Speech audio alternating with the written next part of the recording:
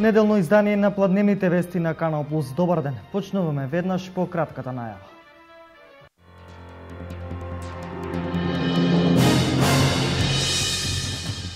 Македонија денес го слави денот на народното востание. На овој ден пред 74 години Македонија покажа зрелост и одлучно тргна против фашизмот.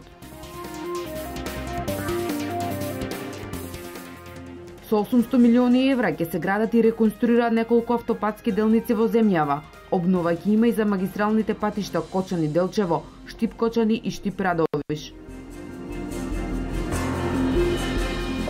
Овогодинешен лауреат на фестивалот на карикатура Инвиница Веритас е карикатурист од Иран. На тема Светот е мал наградени се и карикатуристи од Колумбија и Романија. Почнува фестивалот на карикатура во Виница.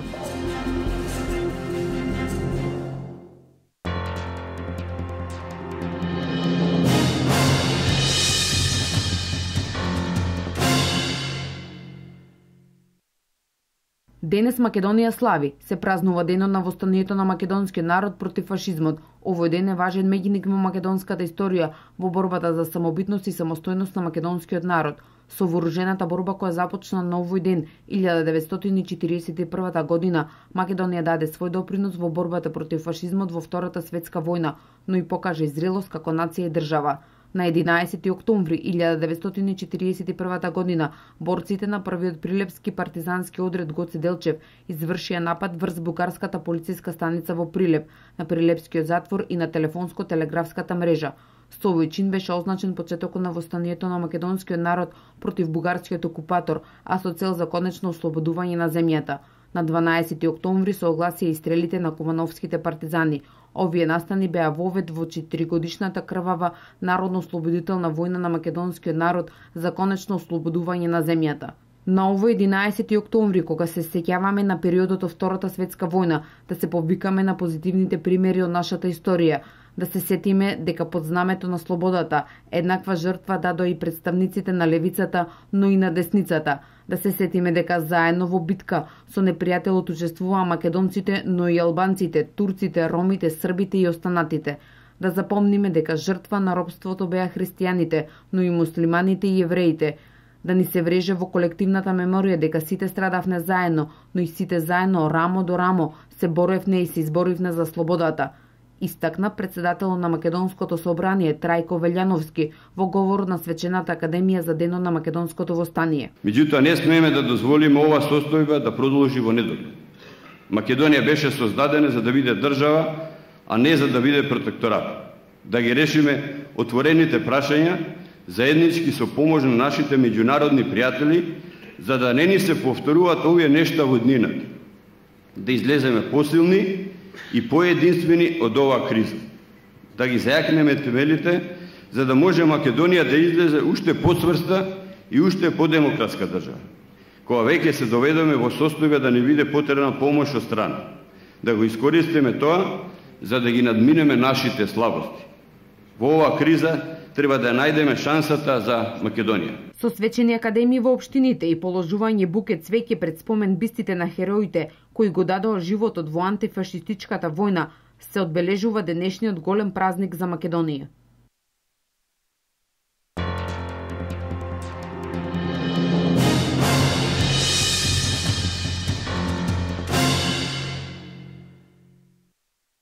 Продолжува изградбата и доградбата на патниот сообраќај во државата. Моментално се работи на 3 патни правци, меѓу кои и патниот правец Штип-Миладиновци во должина од 47 км. Новата автопатска дилница Миладиновци-Штип е вредна 206 милиони евра. Никогаш досега во Република Македонија се гради на инфраструктурната сфера. Моментално градиме 3 автопатишта, односно автопати паралелно. Се работи за патиштата од Гостива од Кичево до Охрид, едниот автопат, Евгелија Смоквица, кој го работиме, Демиркапија Смоквица, исто така Миладиновци-Штип, кој очекувам дека во наредните 2 до 3 години комплетно ќе ги завршиме. Се работи за преку 155 километри нова инфраструктура, преку 800 милиони евра инвестиции кои финансиската рамка ја имаме обезбеден. Мисајловски најави дека во наредните 2 месеци ќе отпочнат со градба нови 6 регионални патни правци со вкупна должина од 73 километри, инвестиција вредна 10 милиони евра. Почнуваме со нови 6 патишта, односно регионални патни правци, со вкупна должина од 73 километри, инвестиција од 10 милиони евра. Се работи за Клепач-Новаци, во должина од 19,3 км, вредност 1,15 милиони евра. Очекуваме дека за 2 месеци сигурно ќе го почнеме. Бошков мост-Дебар, должина од 8 км, инвестиција од 4,2 милиони евра, ќе отпочнеме исто за 2 месеци. Делчево-Говак, 11,5 км, вредност од 1,1 милиони евра. Мелнички мост центар Жупа, во должина од 8 км, проценета вредност 1 милион евра. Важна Нериопотово Црнилиште, должина од 17 км, проценета вредност од 1,6 милиони евра. Кривогаштани Обршани Воѓани, должина од 9,5 км, проценета вредност од 850.000 евра. За овие патишта веќе има подпишано договор и во најскоро време ќе се започне со градба на истите. Со изградбата на овие патни правци ќе се улесни транспортот, а со самото тоа ќе се подобри локалниот економски развој.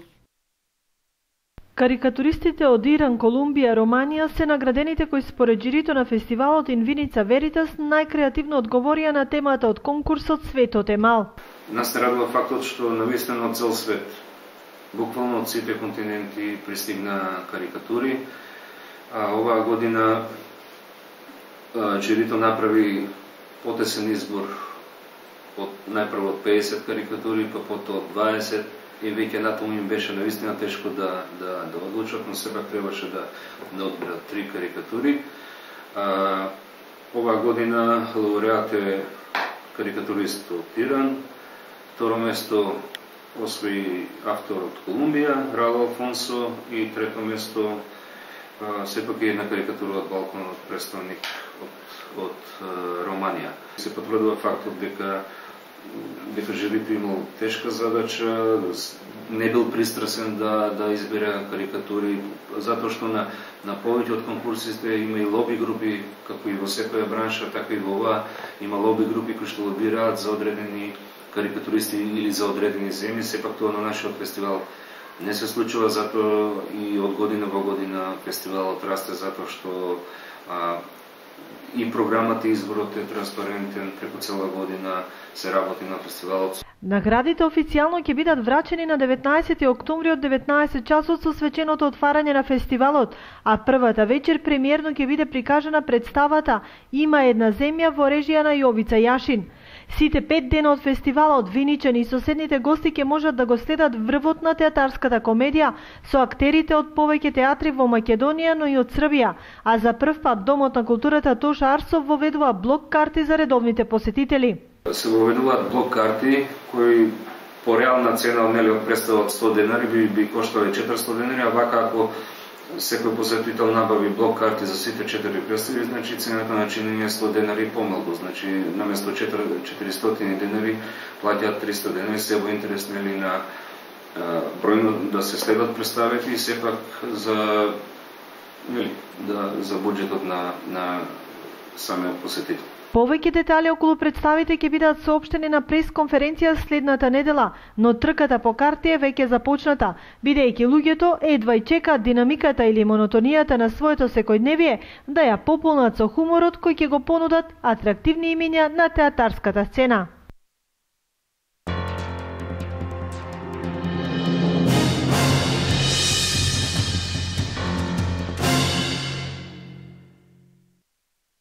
Детската градинка во изградба во населбата Оризари каде Кочани се очекува да биде готова за 2 месеци и во неа ќе бидат згрижени 50 на дечиња од Оризари и Прибачево.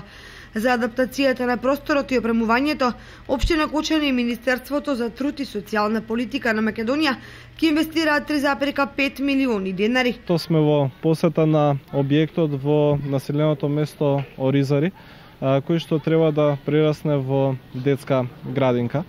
Именно заедно со општината започнавме инвестиции за целосна реконструкција и адаптација на овој простор и негова пренамена во објект за детска градинка за згрижување на 50 дечиња од предучилишна возраст кои што живеат тука во населеното место Ризари. Веќе интересот е голем и се надевам и верувам дека овој објект ќе биде со полн капацитет.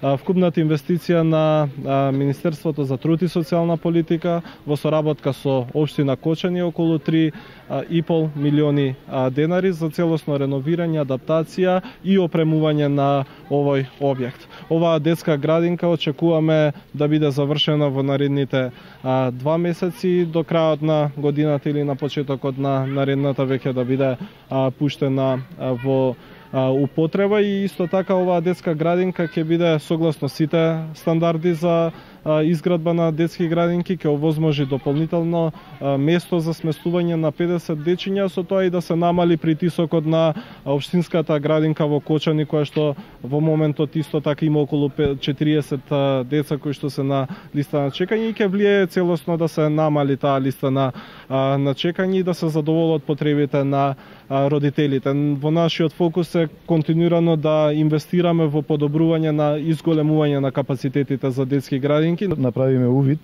во Оризари како се одвиваат работите на заедничкиот проект за отварање на детска градинка. Ова е една дамнешна желба на жителите на Оризари и сите наши напори кои што ги имавме заеднички околу обезбедувањето на финансиите веќе се ефектуираат, односно веќе оваа детска градинка и се гледа крајот, односно свеченото пуштање кое што би требало да биде од прилика за 2 месеци. Сакам да порачам ододе дека каснењето за каснењето имавме и некои објективни причини заради тоа што имавме еден несериозен изведувач. Може би касниме, меѓутоа никој пат не е касно ако се знае дека му се гледа крајот на ова дело за Оризари. Министерот Спасов ги најави инвестициите во изградба на детски градинки во Источна Македонија, во општините Чешинево, Блешево, Зрновци, Делчево, Пробиштип и Штип. Комуналното јавно предпријатие Никола Карев од Пробиштип денови веќе започне со имплементацијата на проектот за замена на старите водомери со нови, модерни водомери со далечинско отчитување. Тоа е проект кој оди преку Министерството за транспорт и врски. Средствата се обезбедени како грант од Европската инвестициона банка.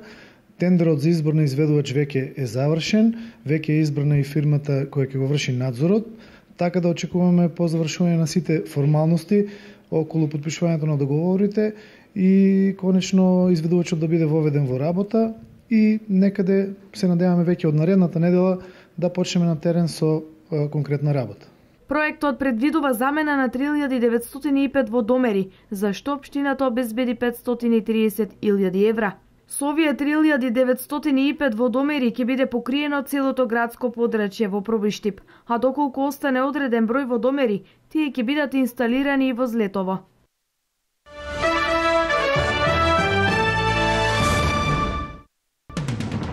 Две палестински деца од 11 и 13 години денес убиени кога израелските војници отворија оган за време на демонстрации долж границата со појасот Газа.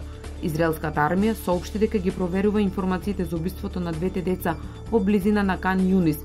Десетици палестинци демонстрираа на границата и палеа гуми и фрла камења врз израелските војници. 9 палестинци се убиени во појасот Газа од вчера попладне, кога немирите од источен Ерусалим, од западен брег и ширум Израел се проширија и на тоа подрачје. Во двојниот самоубиствен напад во Анкара загинаа најмалку 95 луѓе, соопшти синоќа турскиот премиер Ахмет Давутоглу. Тој наведе дека тоа е напад со најголем број жртви во историјата на Турција, при што се повредени 246 луѓе, од кои 48 се во критична состојба. Во меѓувреме во Истанбул околу 10.000 луѓе протестираа против инцидентот во Анкара. Демонстранти од различни политички групи и невладини организации се собраа во центарот на Берлин во знак на протест против трговскиот договор помеѓу САД и Европската унија, за кој критичарите тврдат дека е во корист на големите корпорации на сметка на просечните европејци. Организаторите на протестите се трговски унии, еколошки групи, хуманитарни организации и опозицијски партии, а протестната поврка се движеше од главната железничка станица во Берлин до националниот парламент.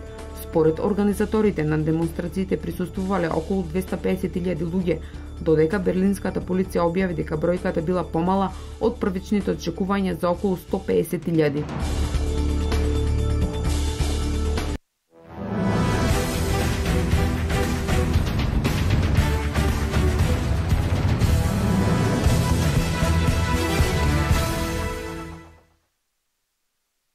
Ѓоковиќ во финалето натепе турнирот во Пекинг за противник ќе го има лутиот ривал шпанецот Рафаел Надал. Првиот тенисер на светот Новак Ѓоковиќ се пласира во финалето, откако во втората полуфинална пресметка го совлада Давид Феререр, Шпанија со 2-0 во сетови. Во првиот сет Ѓоковиќ на противникот му попушти само 2 гейма, 6-2, а во вториот еден повеќе, 6-3. Доколку Ѓоковиќ гостува и финалето, ова ќе му биде 6-та титула во главниот кинески град. До сегашниот биланс на меѓусебни мечеви Надал Ѓоковиќ е 23-21 за шпанецот.